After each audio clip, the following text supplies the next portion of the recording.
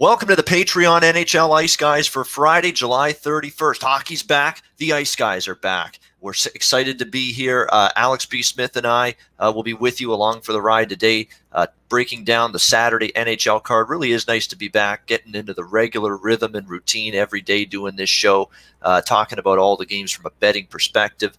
Jimmy Murphy is in the process of cleaning up the apartment. He had some issues with it, and he's been under the weather, so he'll be joining us probably either Saturday or Sunday. So Alex and I today will take you through the Saturday NHL card, and we're happy to. This is a last-minute, spur-of-the-moment decision because we're having some problems with the Patreon page in terms of login situations. So as a result, a free-for-all for everyone. This is open to the public, a free show. We haven't done one really for the month of July, so I'm happy to do it.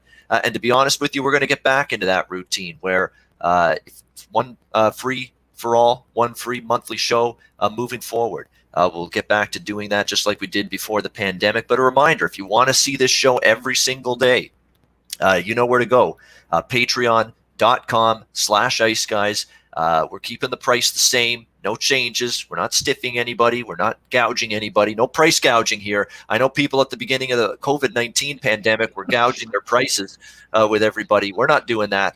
Still $10 a month, which is a great monthly subscription price, to be honest with you, for daily. Every day we'll be here on the NHL Ice Guys, breaking down these games from a betting perspective. So free for all today, but if you want to join us every day for the Ice Guys show throughout the rest of the season, $10 a month, patreon.com/Ice Guys. That's the site for signing up. Alex B. Smith, we're 24 hours, less than that now, from the drop of the puck and the first game in the first series, Carolina and the New York Rangers. How excited? Doesn't it feel like Christmas morning?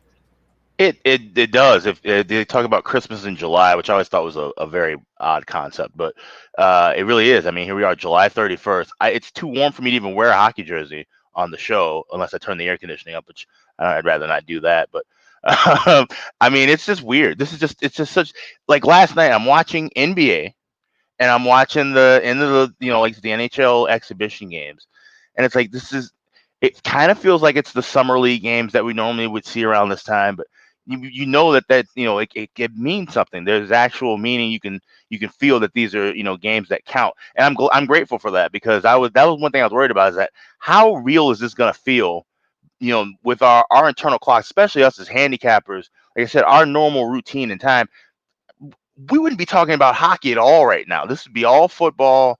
Baseball would be today would be the trade deadline in Major League Baseball. It's just so odd, but it's comforting to know that everything's feeling as normal as it possibly can. And I'm grateful that everyone's testing well, as far as in the NBA bubble and the NHL bubble. Of course, Major League Baseball is a completely different story.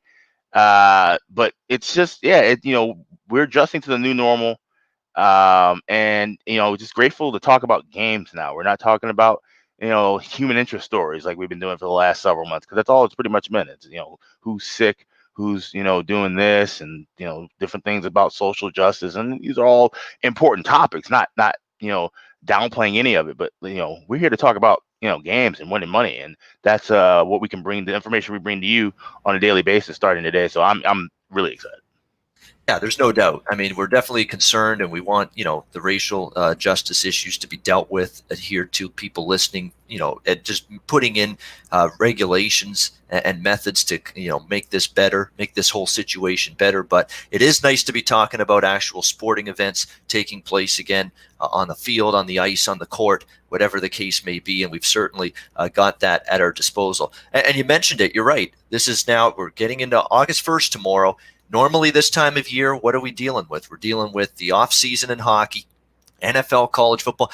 Millions of people around the world, particularly in North America, Alex, at this time of year, they're getting ready to unload on the Hall of Fame game, because they're just so damn excited to see NFL football back. Yeah. They're ready to blow their mortgage and life savings on the Cowboys and Titans in Canton, Ohio in a week or two. Yep. But yeah, it's funny, and it's interesting too. Like, that was the one thing they're like, oh, that was with the NFL, when they hadn't really made any kind of noise or at all, even when they didn't have a plan of contingency for the training camp until maybe a week before it started, and then they go, well, the Hall of Fame game's canceled, and it's like, when's the last time we've had a Hall of Fame game? Because one year we had one where They literally were 30 minutes away from playing, and they decided to put like logos on the field, and something melted, and basically it was like 100 degrees in Canton, so they couldn't play the game. Easily one of the funniest blunders I've heard of in the last 30 years. Then the other year, I think there was like lightning and whatever. So it's like the Hall of Fame game, which is normally, like you said, like for gamblers, kind of like the Christmas Day or the opening day of football betting, hasn't even existed for the last couple of years. So it's almost like, like I said, it feels like we were due for a change. Like we talk about now too with the schedules. More than likely, the seasons for the 2021 season in basketball and hockey are going to be December 1st. I have no idea what the days are going to be anymore. We used to do our Tuesday, Thursday, Saturdays being the heavy days. Who knows if that's going to change and flip around, if they're going to swap off with the NBA because the TV deal is expiring and so forth. So we're really preparing for a new normal. We have no idea what's going to, obviously, I don't think we're going to see playoff hockey in July or August again, barring something else, crazy like another pandemic. But it's just really bizarre how we got used to our schedules for so long, at least even before betting, just as a sports fan. And now to just have this whole new thing, it's really interesting. It's not as much of a wrinkle as I thought it would be a few months ago, honestly. Once everything starts getting back and running, we kind of get into a groove. So that's one thing I'm really happy about. Yeah, exactly. It's nice to just be, your routine of handicapping is back. It was nice to get the little break, believe it or not, but now I'm happy that it's back. I'm happy to get, obviously get paid again and then start making some Hell money yeah. again with all the content work I'm doing, and obviously being able to bet, get some income for winning your bets again, because I just wasn't involved much in table tennis and KBO and much of the other than UFC, the few UFCs we've had the last few months. It's been few and far between the betting volume for me, but it's great to have everything back, including the NHL in the two hub cities, Toronto and Edmonton. So with all of that said, let's get to work, shall we? Saturday, noon Eastern, first game, first series, Carolina Hurricanes, New York Rangers, of course, taking place in Toronto, as is all Eastern Conference games. Currently, Carolina minus 125 in game one, total 6, slightly shaded to the under minus 120 in this game. Of course, we gave our series overall thoughts earlier this week, so this is going to sound a little bit repetitive, but look, I like the New York Rangers in the series. I'm also going to be on them here, plus 105 in game one as well. I think this is a team that with their offense, and you look at it with Chris Kreider back from his foot injury, which is a big return for the Rangers. And now all of a sudden him, Zibanejad, and Buchnevich is quite a top line. I'm impressed with Ryan Strome this year. I thought this guy's career was left for dead, essentially. Come on. I mean, who else wouldn't have thought that? I mean, he's been a disappointment for a guy that was drafted in the first round, was very, very heavily touted, thought there'd be a very high ceiling for him. But he's revitalized his career here with the Rangers. He's had a very good season for them. No doubt about that.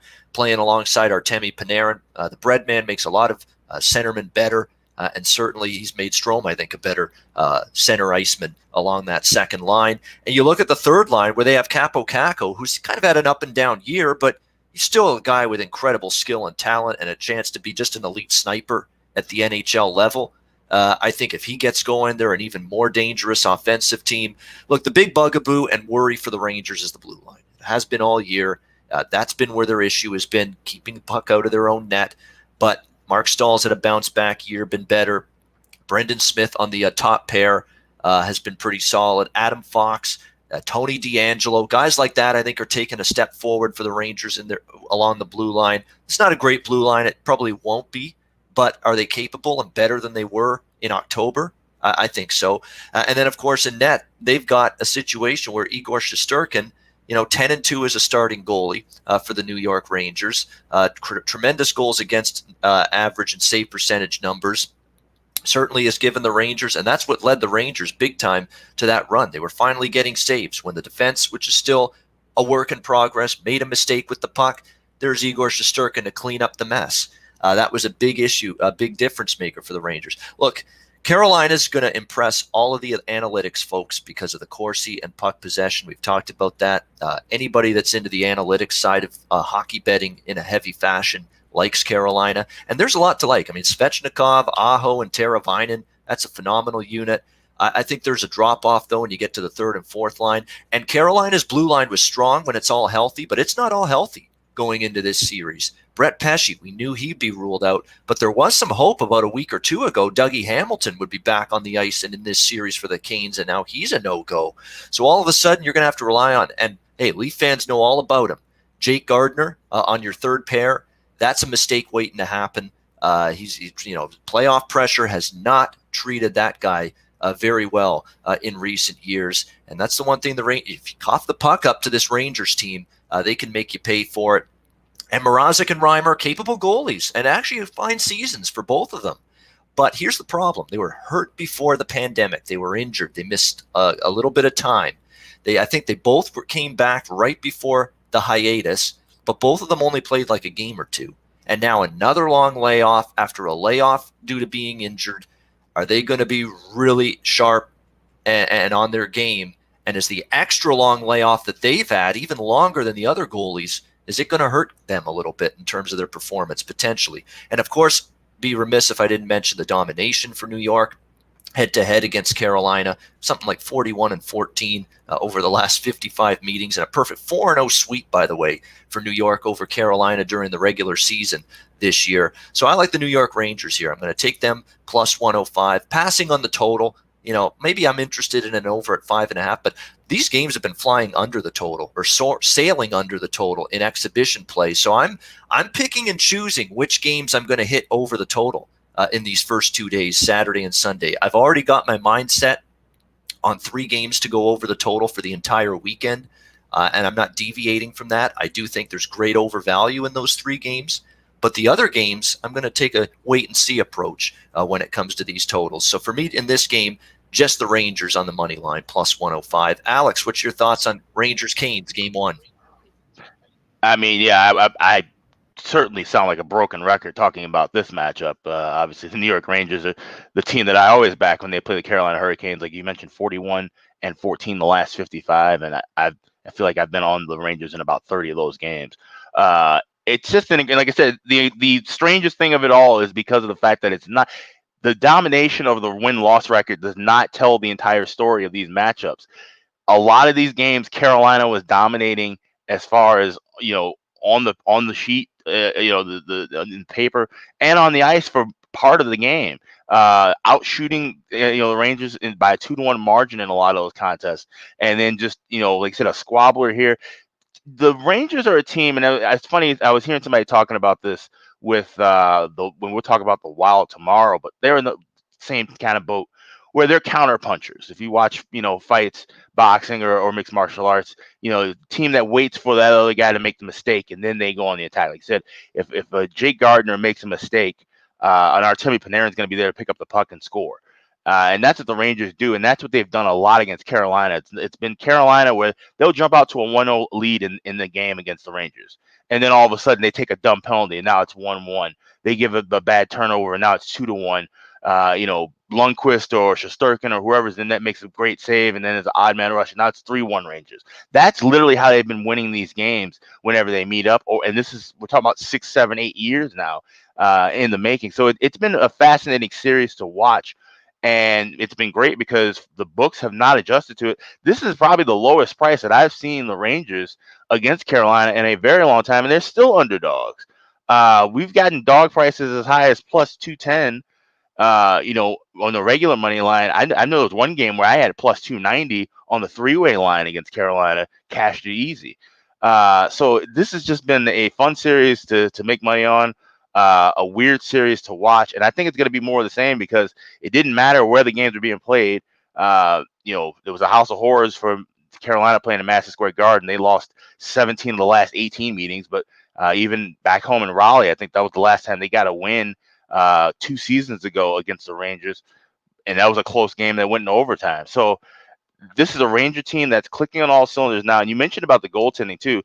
Remember, Shesterkin was in that car accident and had a broken rib, and he kind of rushed back, and he was, playing at 80, 90% before the pandemic hit.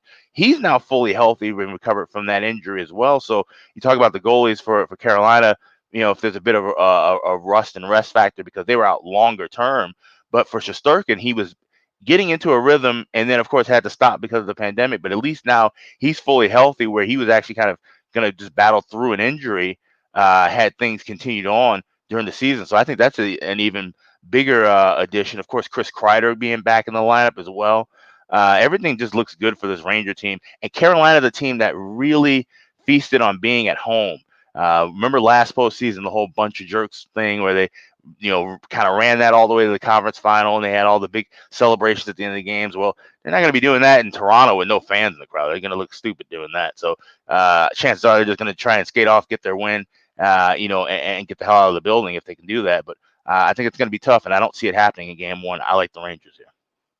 All right, it's consensus. Alex and I have Rangers plus 105 in game one against Carolina. Moving on, second game of the afternoon. This is an NBC game, the main NBC network in the U.S. For this one, 3 p.m. Eastern. First game in Edmonton for the return to play. It's the Chicago Blackhawks, Alex's Hawks against the Edmonton Oilers. We've got Edmonton here minus 150 in game one, the total 6 across the board. And look, we mentioned it just a second ago. It's been an underpalooza in the exhibition. There's no denying that whatsoever. I don't think we've had one single over, if I'm not mistaken, in the exhibition season so far. I think we've maybe had one push, but everything's been lower scoring. There's been sloppy hockey. The power plays have been brutal, by the way. In the exhibition season, not a lot of power play effectiveness. So something to monitor, but you got to be careful of just this blind, throw, you can't put a blanket statement on everything, put everything in the same blanket. Look, because every game goes under in the exhibition season now, we're going to have to bet unders in the games that count starting tomorrow. I'm not totally sold on that. I think you definitely could look for under spots, and there's some series that I think will be lower scoring, and we'll definitely get to those, but I don't see it in this series. I just don't, in terms of lower scoring hockey. I just don't. I mean, you look at the Chicago Blackhawks team, you can't like what you're seeing on defense with this group all year long. They've been an atrocious defensive team. Here's the problem with Chicago. They don't take a man out in front of the net. They give the puck away in their own zone. You can beat them with speed. I mean, how they're going to keep up with the speed of Connor McDavid flying down the wing in this series, I have no clue who's going to handle that. To me, the greatest indictment of the Chicago Blackhawks is you can't even rely on Keith and Seabrook, the stalwarts, anymore. Seabrook's not even playing in this series. Duncan Keith, plays a lot of minutes when he probably necessarily shouldn't be at this stage of his career. Connor Murphy's just coming back from injury. He's going to all of a sudden be flying and playing great for this Chicago blue line against this Edmonton speed, particularly from Leon Draisaitl and Connor McDavid, the dynamic duo. That's a question mark. Slater Cuckoo's on this blue line. Like, are you kidding me? That guy wasn't good enough to be with the Tampa Bay Lightning. And now he's going to play with the Chicago Blackhawks on their blue. So there's just all kinds of issues. And what I like to go beyond, and this is one of the metric stats I love, and I'm not a huge analytic person, but I like going beyond just shots on goal allowed and goals allowed. And we know Chicago's near the bottom in both of those, but I like the high danger scoring chances allowed. Chicago's 27th in the NHL in high danger scoring chance. That means they're giving up chances in front of the net in terms of rebounds.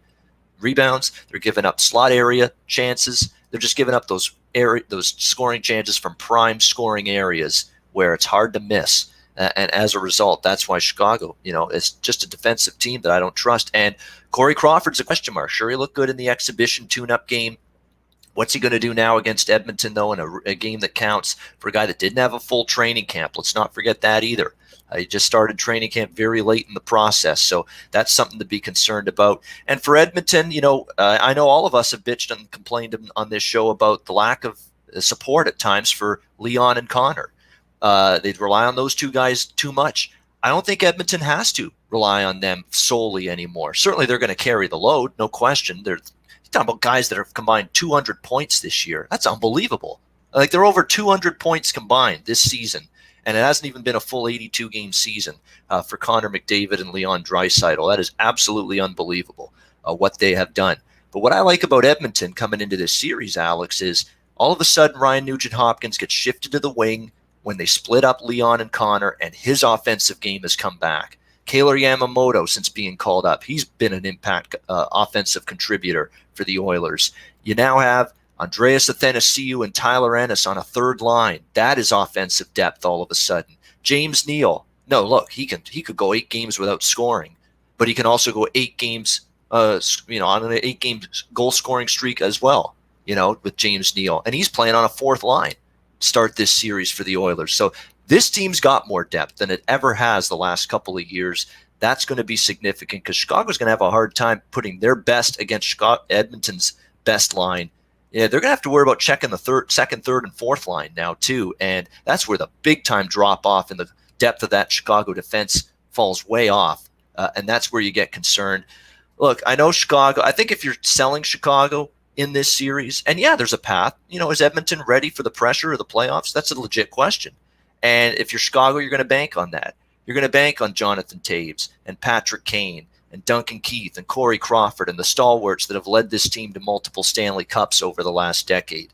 But is that going to be enough in this series? That's the question. Chicago knows it. I think they know it as a team. If they're going to win this series, they're going to have to put the puck in the net, because I don't think they're going to be trusted to keep it out. And that's where they're capable still.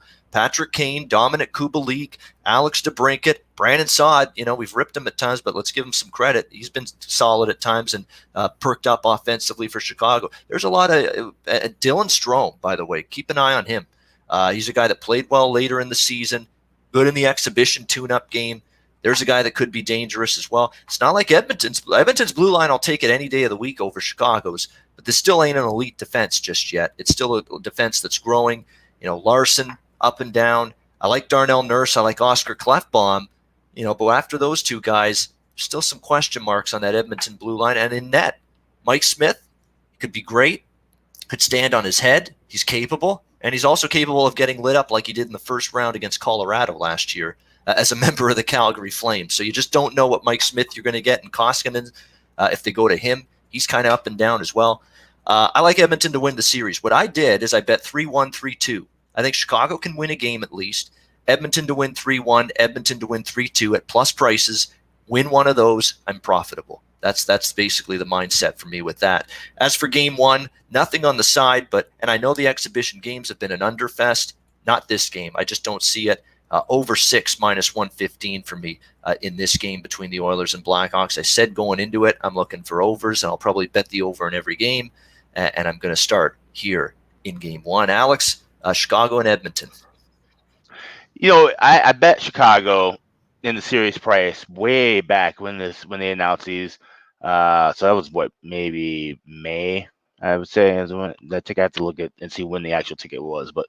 And the thing my thought process behind that was that, okay, like you said, Edmonton having a great season, relying so heavy on Draisaitl and McDavid, having some spotty goaltending. Can they hold the pressure of being a playoff team and being a team expected to go deep into the playoffs? Conversely, a Hawks team that has no business being in the playoffs whatsoever. They should be sitting at home getting ready for the next season. But they're here with all their depth players and the guys who've won 3 cups. And I just felt like, oh, okay, well, that's something that you can kind of hang your hat on and they can maybe at least steal a series or two. That's not the case here. I have a completely different feel. And I'm going to tell you one thing that really sent that home is watching these exhibition games and seeing how the teams are responding without a crowd. I think it's going to be a complete inverse in the sense of that the Hawks need that crowd there for those playoff games. They're used to either being in the Madhouse of Madison with 22,000 screaming fans, or they're used to being in hostile environments like St. Louis, Nashville, Minnesota, Tampa Bay, Boston, and getting booed relentlessly. None of that happening. I think that gives a completely different feel and doesn't really truly hammer home a playoff vibe for the Hawks, where conversely, the pressure is off of Edmonton because they don't have to worry about their fans turning on them if they end up giving up a 1-0, 2-0 deficit in the first period, where something we saw when they played against San Jose a couple of years ago. The fans were ready to, rip everyone's head off when they were, down a couple of goals, and they came back and ended up winning in one of those games. But, obviously that's a fan base that's clamoring for a shot at being a champion once again. It's been a very long time. I mean, talk about since 2006, since they won the Western Conference, and of course back to the 90s since they won a Stanley Cup. So the pressure is there on McDavid. The pressure is there on this Oiler team, but it's not going to be there in their faces because of the lack of crowd. I think that's going to make a huge difference here. Like I said, the skill advantage, it pretty much goes all the way to Edmonton, especially when you start talking about on the blue line. No Seabrook, that's an addition by subtraction. Like I said, Keith is going to get too many minutes, obviously. Dahan and Murphy both coming back from injury. Obviously, Dahan's the best defenseman on that team, but you wonder if he's going to be, completely at 100%. And if they have to overwork him or overwork Murphy, you worry about if they get hurt again. This blue line is going to be in a world of trouble. Yes. And Corey Crawford. Oh, you're keeping your fingers crossed that Calvin Dahan makes it through this series. Yeah. I mean, he is absolutely, in terms of shutdown abilities, the best you got. Well, and not only that too. I mean, look at his last 2.5 calendar years. Most of it he's been dealing with injury. So you have to really be concerned about his minutes and playing him. And so I don't know. And obviously Jeremy Colliton isn't Coach Quenneville in the sense of mixing things up a whole lot, because I would like to see Dahan and Keith playing together a bit more, because I think those two, obviously those are your two strongest points, but having them work off of each other in high pressure situations is probably your best option amongst any of the 6 defensemen or any of the 36 combinations you could make on that blue line. So that's something that hopefully, I'm sure he's not watching it obviously, but if Ward could get back to Colliton on that one, that's something he might want to give a try, because we know they have the offensive talent. Kane, Kubalik, like you said, Strome's looking good. DeBrincat looking solid. Worry about Taves a little bit because he, missed some time in camp, and people are wondering, if did he really want to come back and play or not? There's some question marks there, so that's something a bit of concern. But like I said, just I think Edmonton, and also too, in mentioning the whole home ice aspect. Yes, there's no crowd, but I think the familiarity of being in the building, being in your own city, I think that makes a difference too as far as a series going. Where if Edmonton, and especially if they can go further into the playoffs, things are going to be a lot more normal for them than they will be for a Chicago team or a Vegas team or someone who's essentially playing 2 months of road games. So I think that familiarity as the series goes on is going to be a little bit easier to deal with. They technically are playing all home games when you start talking about your daily preparation, even though you don't have the advantage of the only thing, you'll have your sounds of when you score and different things like that. But so that's something to also look at on the flip side too, with Toronto being in your home city, a little bit more of a familiarity that the rest of the league doesn't have. So all that together, I think Edmonton wins the series. I like your idea of playing Oilers to win 3-1 or 3-2. I do think the Hawks steal a game. Probably not going to be this game here. I could see them maybe tightening things up as they get closer to possibly playing an elimination game. All right, good stuff there. So in terms of official game 1, nothing for you though, right? And I'll be watching. Right, I'll be watching for the totals. First period totals are being kind of weird. Not all books are releasing them until the day of the game, which I'm not surprised by that. But there's a couple of offshores that do have prices, and naturally this would be the highest price one. You're seeing minus $1.35, $1.40 for the 1.5. So I'll be waiting for first period and full game totals across the board. There's one I do like. I'll talk about in a little bit, but as far as full game totals go, I'm going to be waiting for all the game ones to end and then move for those game 2 and move it forward. All right, excellent. So on we go. This is the last afternoon game. We have 2 night games. This is the last of the early afternoon games. Florida Panthers, New York Islanders, 4 p.m. Eastern time. This one getting underway. We've got even money essentially on both sides. Minus 110. Total 5.5, slightly shaded to the over in this one. The Florida Panthers certainly, not a good omen that they got not just beaten, but blown out, embarrassed really by Tampa Bay in their exhibition game 5-0. Again, take these with a grain of salt, but nevertheless, I actually saw highlights of that game. Just absolutely hideous defensive play from the Florida Panthers. And Sergei Bobrovsky, who had let's call it out. Let's not sugarcoat this and try to make it sound like he was, try to make it not sound quite as bad for the guy. He was below average this season in net for the Florida Panthers. You can't even say he was average. He was below average, especially when you consider what kind of goaltending you've gotten from him in years past with Columbus. Not even close to that this year for the Florida Panthers. He has to be on his game. Not only on his game, but he has to be in the mode to steal some games if Florida's going to be moving on past this series. And I'm not seeing that for Sergei Bobrovsky right now in terms of his play in between the pipes. You look at the Panthers blue line, Ekblad, the latest information we have on him is that he's looking like he's going to be good to go. There was some concern with him not practicing much. But again, here's another guy that he's relied on in all situations, and he didn't have a full training camp. He was missing a lot of those sessions. That's a concern. And you look beyond that. I kind of like Strawman, but Weegar, hit or miss. Matheson, hit or miss. Keith Yandel's just a lot good at the offensive end, but a puck moving, but a liability at times defensively as well.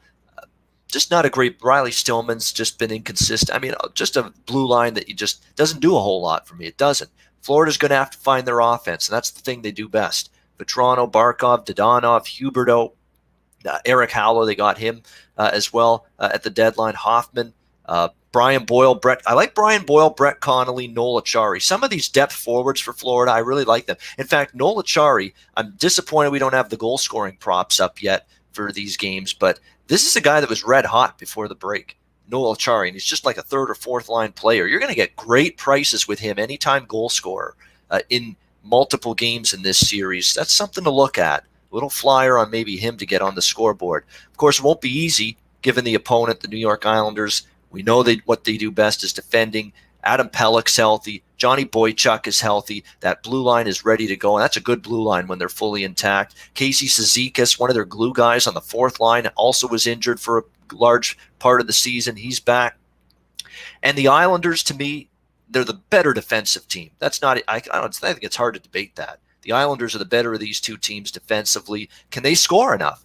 A lot is usually on Matthew Barzal's plate, Josh Bailey's plate, Brock Nelson's plate. Anthony Beauvilliers had a pretty good season. But after that, there's been some problems getting anything from their bottom six forwards. However, Alex, that might change here. Jean-Gabriel Pageau is why that might change. That was a very good acquisition from the Ottawa Senators.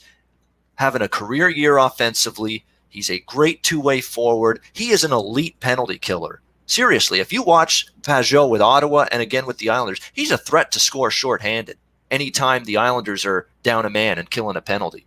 He has that ability to score a shorthanded goal at any moment.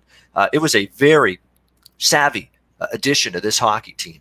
Jean-Gabriel Pageau, he's going to fit well. Leo Komarov, good checking forward. Derek Brassard, who's got the ability at playoff time to elevate offensively, is on a third line. So there's definitely a little bit more depth the Islanders have now than they did at the beginning of the season. Barry Trotz, most years Barry Trotz coach teams, Alex, they at least win a series. You can usually count on them to win a series. They did last year, of course, against Pittsburgh before losing to Carolina in the second round. No disrespect to Coach Q. He's got a big mountain to climb here, I think, in this series. And I was lukewarm all along, saying, I lean Islanders. More I see just the junk I saw from Florida the other night in that exhibition game. The lean's turning into a bet for me in terms of the series price and game one. I like the Islanders here, minus 110, passing on the total. But my recommendation would be if you like the Islanders, bet the under. If you like Florida in this series, you might look to the over because I think side and total could definitely be correlated. Alex, what's your take on Panthers Islanders? Yeah, I agree with you with this Islander team. Like I said, we've been kind of on the fence with this series because of the fact that, like I said, two good coaches with a lot of time to prepare. But like I said, there's a little bit more confidence in Trotz than it is with Coach Q, just because of the personnel that he has. And like I said, Bobrovsky just not that sharp number one goalie that we've seen over the years when he was in Columbus. You wonder, sometimes when guys get paid big, that energy drops off a little bit. I don't think that's exactly the case here. I do think there's other issues why he's not being that stand-up goalie. I think he logged a ton of minutes for what it's worth when he was with Columbus.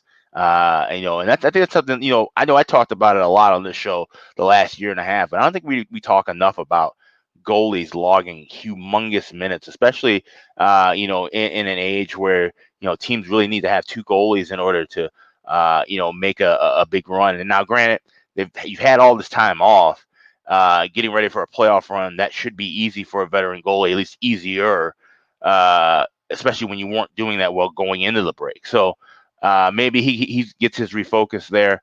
But I just don't see, like I said, the fact that they look sloppy against. And here's the thing, too, with all these exhibition games, the energy was there for most of them because they all end up kind of being rivalry games. We saw the Hawks and Blues. You saw Florida play Tampa Bay, and there was a fight involved in that game. We saw, the battle in New York with the Islanders and Rangers. There was a fight in that game as well. So the intensity and energy was there, but it just didn't translate into actual success. And you give up 5 goals against the Islanders, you're losing pretty much every single time. So if they got to tighten things up defensively in a hurry, and if the Islanders can get any kind of offense rolling where they can start scoring 2-3 goals, they can get on the board early. They could put this game away early. They could put the series away early. I wouldn't be shocked to see a sweep here if the Islanders win this game big. So I'm staying away from it as far as a bet for game one, but might be looking at some props and different things moving forward, depending on what we see out of game one. All right, so pass in game one, but definitely maybe bets to make moving forward. I'm on the Islanders in the series and in game one.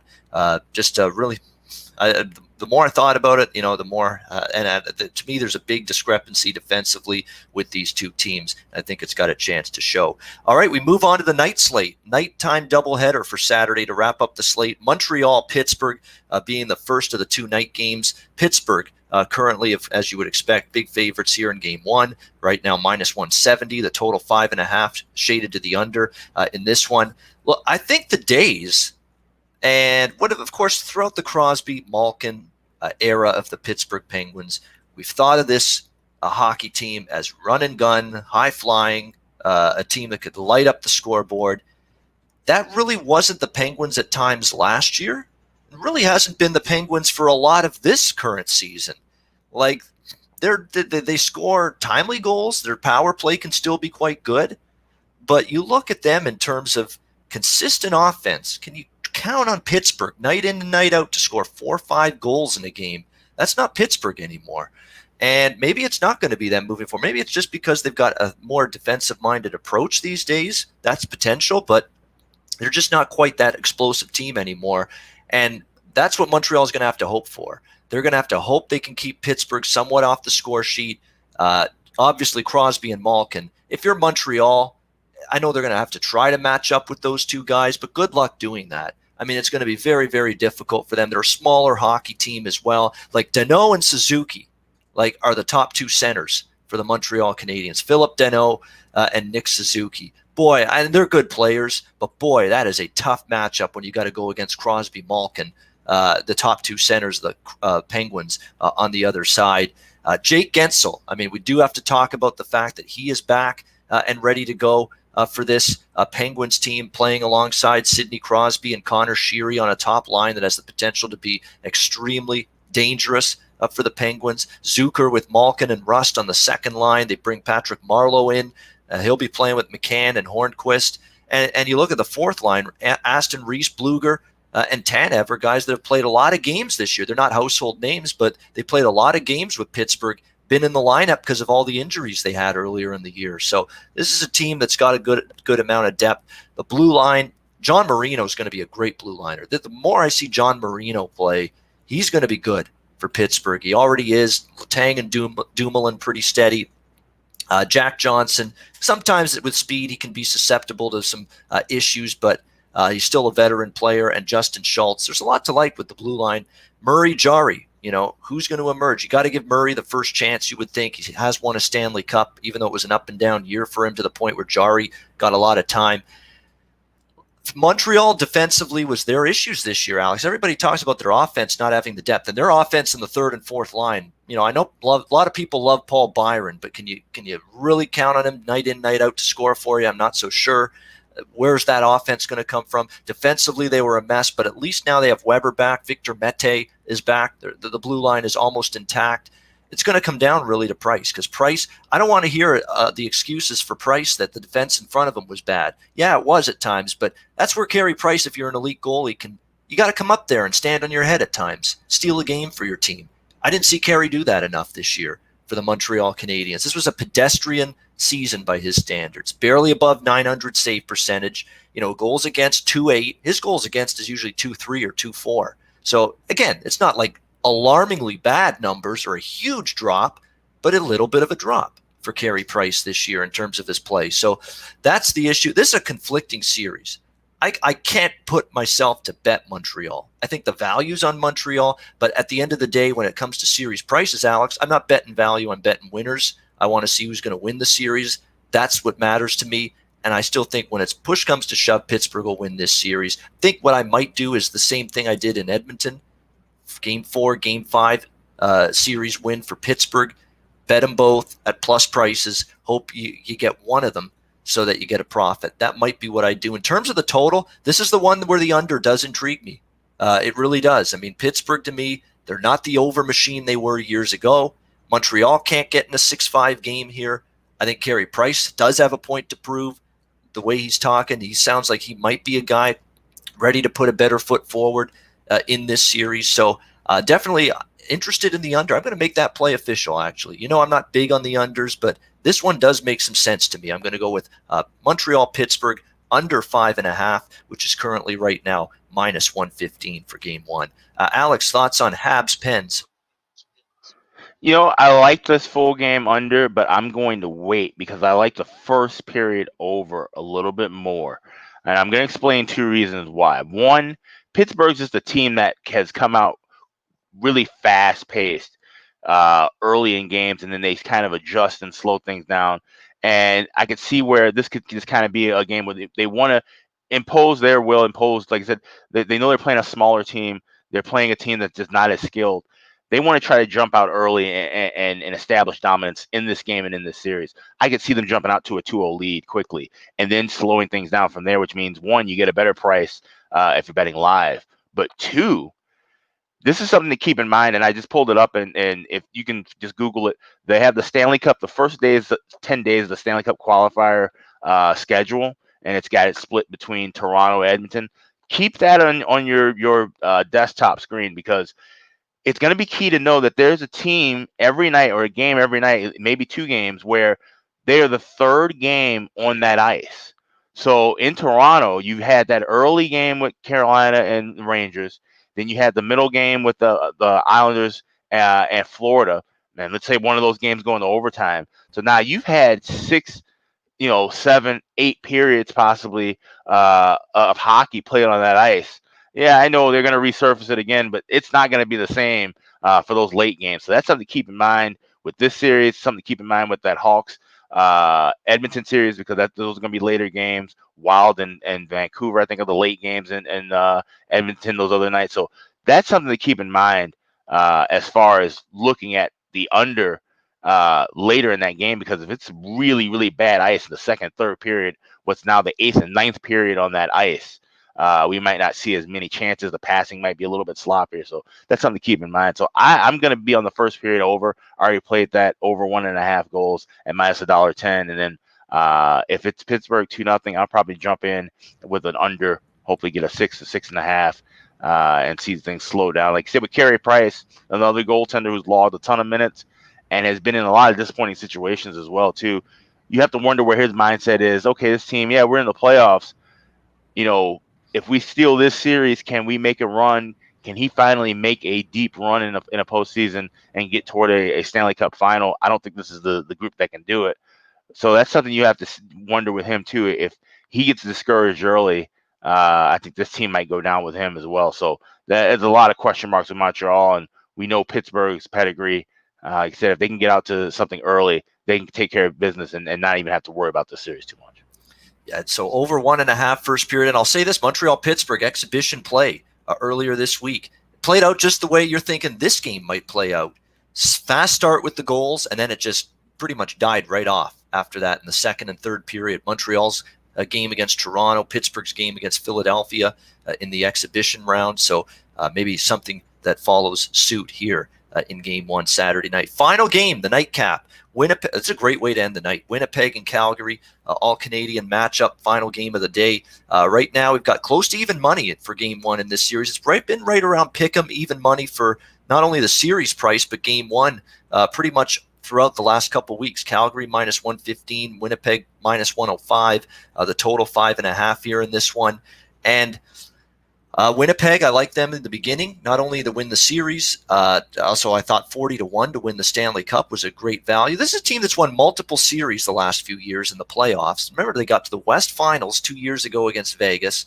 This is a team that knows how to win in the playoffs. I'm waiting for Calgary to show me that they can win in the playoffs. That's the thing. I mean, last year was just an absolutely humbling loss for Calgary. They were just beaten up by Colorado. It was men against boys in that series. And I've got concerns coming into this series against Winnipeg with their top players. Look, I need more out of Sean Monahan and Johnny Gaudreau. Simple as that. You can't be the inconsistent up and down years they've had. That's a concern for me. Travis Hamonic on the Flames blue line being out, opting out due to COVID-19, which he had to do. His daughter's got a respiratory illness. It was the right decision for his family. But that's one of their best, if not their best, shutdown, stay-at-home defensemen. There's no question. And now you got to face a Winnipeg Jets four-line group that can come at you in waves. Blake Wheeler, Mark Scheifele, Patrick Laine, Nikolai Ehlers, Kyle Connor. You know all these players that can find the back of the net here for this Jets team. And now the Flames have to match up without Hamonic. Giordano and Brody are good, and they're good at the defensive end, but they're also known more as that puck-moving ability in terms of just staying back in front in the defensive zone and really shutting you down. I think Hamonic was the best they had, and without him, that's going to be felt by the Flames.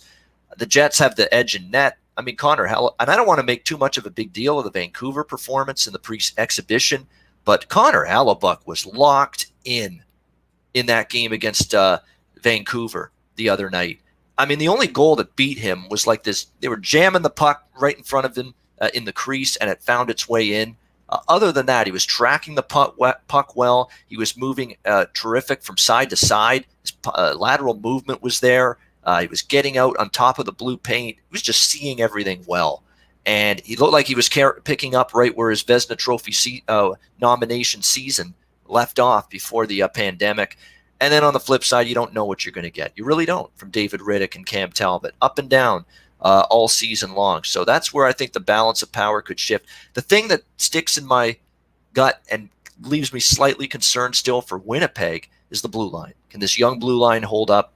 We know that's the Achilles heel, but Paul Maurice got this group to improve as the season went on. Tucker Poolman, Neil Pionk, and company.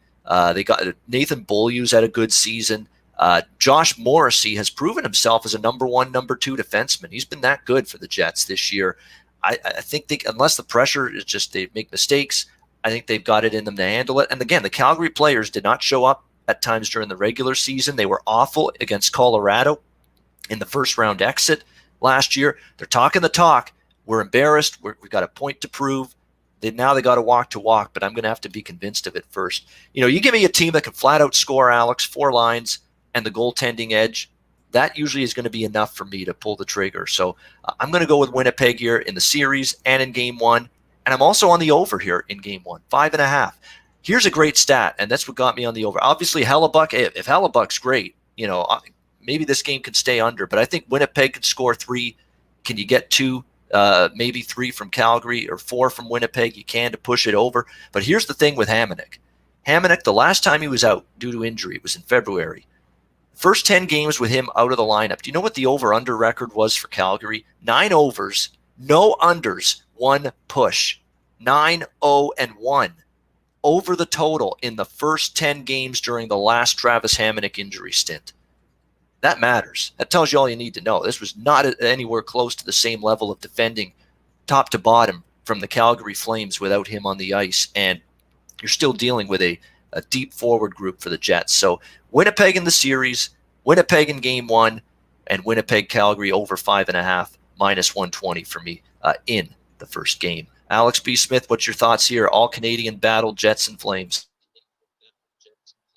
Yeah, I mean, I can't argue with anything you just said. Honestly, the only thing that concerns me is looking at this game one price. I would stay away from it just off of the sheer fact that you said Calgary, knowing how poorly they played in the postseason last year. I think if they're going to have, pardon the pun, fire up their butt, it's going to be in this opening, game here. Like I said, even though they don't have the edges in pretty much anything, like I said, even the blue line, like I said, missing Hamonic, who is what arguably between him and Roman Josi, the 2 best shot blockers in the game.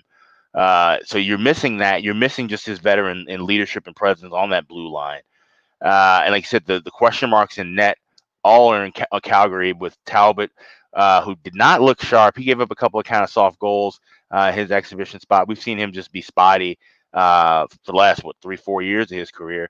Riddick has picked up the slack at times, but he's not a guy you can just consistently rely on night after night. Where Hellebuyck, like he said, looking great, and he's a guy that we know can steal you games, can steal you a series. So that alone, the only thing I could look at as serious price here would be Winnipeg.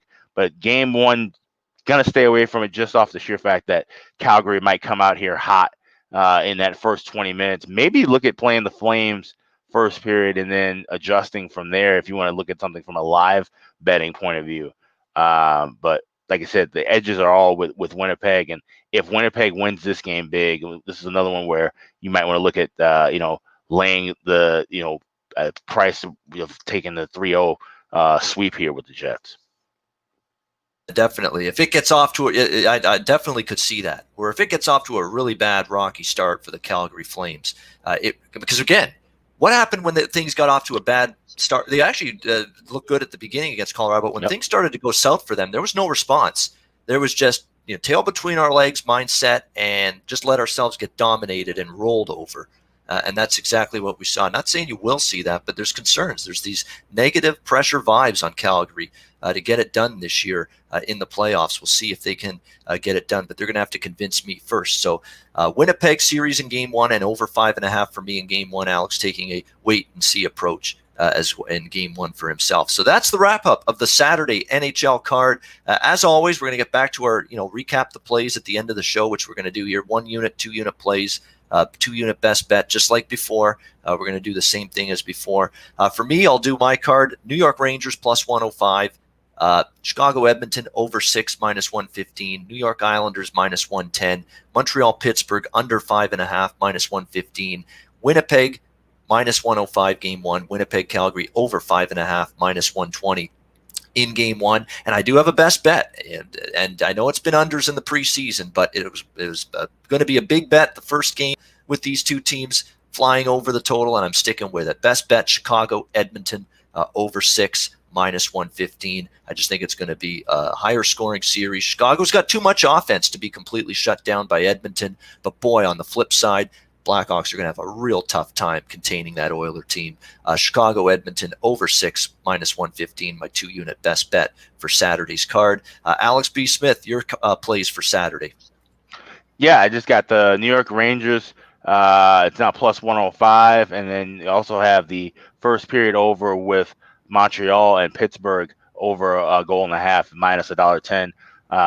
Just going to make both of those just 1 unit plays. I would have gone with the best bet on the Rangers, but that price has dropped down. I got that plus 115 a couple of days ago. And I mean, you could really take a shot with that. If you watch the show, you should be playing with house money as far as betting the Rangers against Carolina. So it would be, let's say, a unit and a half lean on a best bet, but I'm going just 1 unit standard with the Rangers money line and the first period over with the Habs and the Pens. And like I said, I'll be watching that Habs Pen game closely. Follow me on Twitter at AX Smith Sports, because I will tweet out if I end up betting on that total live. Yeah, absolutely. Good stuff. So there we go. The official plays pregame for Alex B. Smith: New York Rangers plus 105, and that Montreal Pittsburgh over 1.5 in the first period. And boy, on the side here, I've got the Nets and Magic in the NBA on my television. And get used to this. This is a great site. You're going to have weekday afternoon next week, next week, NHL and NBA at the same time. It's just going to be a thing of beauty. Unfortunately for baseball, it's going to get lost in the mix for me. I can already tell. There's already games being canceled because of COVID-19 outbreaks, double headers. They're changing the rules, DH, 7-inning double headers now. It's just becoming more and more of a pain in the ass to try to follow it along when NBA and NHL are going on. I will, but it's going to be difficult when there's going to be wall-to-wall NHL and NBA starting the next, obviously already with NBA, but tomorrow as well with the NHL. So definitely make sure you have the remote control right by your set. It should be strapped to you at this time of year, and to have your TV guide, have everything to make sure you know where to find all these sports and all these games. Change your remote control batteries. Yes. Make sure you get fresh. Because listen, that's no joke. Every single fall, around let's say week 2, week 3 of college football, it'll be a Saturday, it'll be 11:30, and I have 3 games pop up on my TV, and all of a sudden I'm pressing buttons and nothing's happening. So definitely make sure to get a pack of batteries, change all of the batteries in your remotes, because that's more than likely going to happen. You're going to wear it out.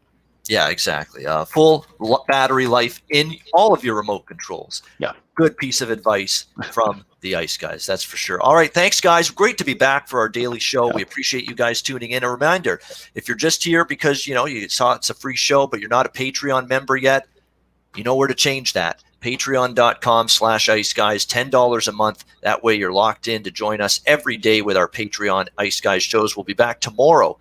Patreon members only for tomorrow and beyond. But we will have another free show in August for sure. No question about that. But tomorrow, 2 p.m. Eastern, we'll be back with you for the next edition of the Patreon NHL Ice Guys. We'll break down the Sunday NHL slate on tomorrow's show. For Alex B. Smith, I'm Ian Cameron. Have a great Friday night. Enjoy the first day of action tomorrow. And in fact, we'll be on as the Rangers and Hurricanes are going on tomorrow. Yep. So we'll be on the air in the middle of that, but get through Sunday's card. Thank you, everybody, for tuning in. We'll see you tomorrow right here on the Ice Guys.